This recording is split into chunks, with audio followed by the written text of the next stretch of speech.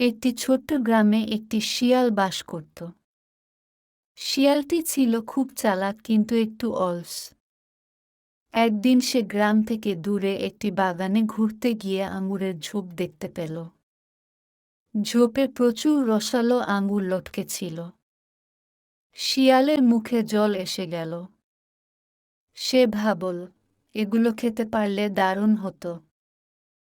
শিয়ালটি লাফিয়ে আঙুরগুলো ধরতে চেষ্টা করল, কিন্তু আঙুরগুলো ছিল অনেক উঁচুতে।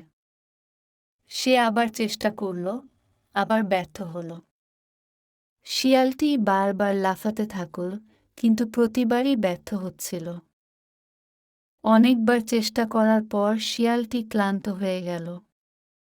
সে সময় শিয়ালটি রাগে হতাশায় বলল, আঙুর ফল টক, এগুলো আমি খেতে চাই না।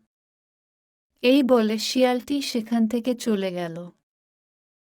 গল্পের শিক্ষণীয় বিষয় হল, যখন কেউ কোনো কিছু অর্জন করতে ব্যর্থ হয়, তখন অনেক সময় তারা সেই জিনিসটির দোষ খুঁজতে শুরু করে, যেন তাদের ব্যর্থতা বৈধ বলে প্রমাণিত হয়। আমাদের সাথে থাকার জন্য আপনাকে অসংখ্য ধন্যবাদ।